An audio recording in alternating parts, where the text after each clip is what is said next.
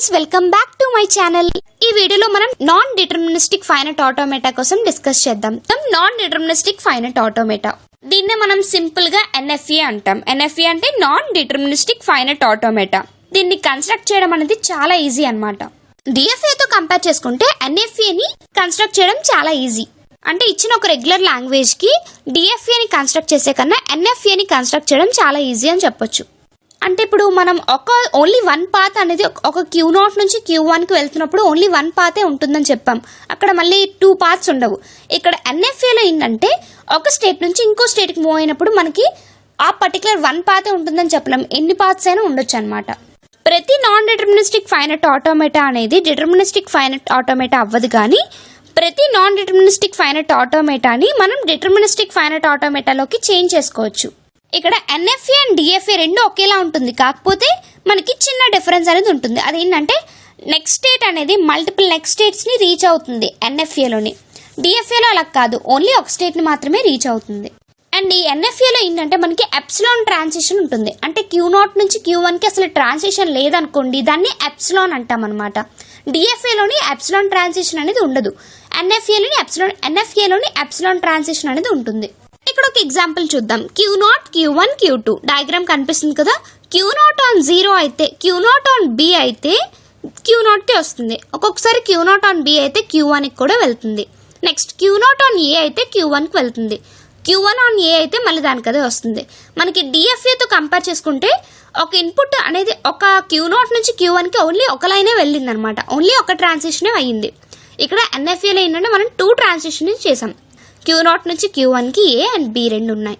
And ఇక్కడ కూడా మనకి 5 టపుల్స్ ఉంటాయి. ట్రాన్సిషన్ ఫంక్షన్ అనేది డిఫరెంట్ ఉంటుంది. Q into sigma tends to 2 power Q అనమాట దీని ట్రాన్సిషన్ ఫంక్షన్ అనేది. దీన్ని గ్రాఫికల్ గా రిప్రజెంట్ చేయాలన్నా మనం వెర్టిసెస్ ని యూజ్ చేస్తాం స్టేట్ అయితే. అండ్ ఇక్కడ ఇన్పుట్ క్యారెక్టర్ అనేది ఒక ట్రాన్సిషన్ లో చూపిస్తాం అనమాట. ఇప్పుడు Q0 నుంచి Q1 కి ఇన్పుట్ ఇస్తున్నామంటే, ఏ ఇన్పుట్ ఇస్తున్నామంటే ఒక ట్రాన్సిషన్ ఇచ్చి పైన ఏ అని ఇస్తాం అనమాట. అలా ఇన్పుట్ ని ఇస్తున్నాం. ఇనీషియల్ స్టేట్ ని ఒక ఆరోతో మార్క్ చేస్తాం, ఫైనల్ స్టేట్ ని డబుల్ సర్కిల్ తో మార్క్ చేస్తాం. ఎగ్జాంపుల్ చూద్దాం. ఇక్కడ ఇచ్చారు Q equals to Q0, Q1, Q2 and sigma 0,1, Q0 equals to Q0, F equals to Q2. అంటే ఫైనల్ స్టేట్ Q2, Q0 అనేది ఇనీషియల్ స్టేట్ అనమాట. సో మనకి డయాగ్రామ్ చూడండి, స్టార్ట్ అయ్యాం. Q0 దగ్గర 0 అయితే దానికి అదే వస్తుంది. 0 అండ్ 1 అయితే Q1 కి వెళ్తుంది. 0 అండ్ 1 అనేది ఇప్పుడు 0కి ఒక లైన్, మనం 1కి ఒక లైన్ గీసుకోవచ్చు. నెక్స్ట్ Q1 అనేది 0 అయితే మళ్ళీ Q2కి వెళ్తుంది. Q2 అనేది 0 ఆర్ 1 అయితే దానికి అదే వస్తుంది. లేదు 1 అంటే మళ్ళీ Q1కి వచ్చే ఛాన్స్ ఉంది.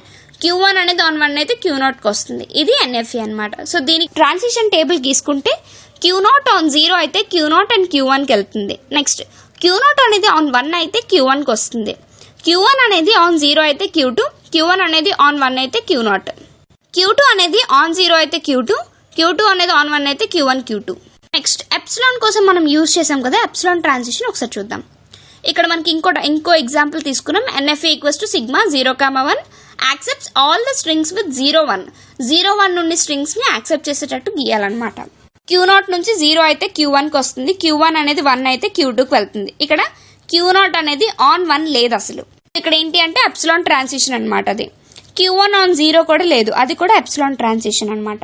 ఎప్సిలాన్ ట్రాన్సిషన్ అయితే మనం ట్రాన్సిషన్ టేబుల్ ఎలా రాస్తాం, ఎప్సిలాన్ అని చెప్పి ఈ విధంగా సింబల్ ఇస్తాం అనమాట.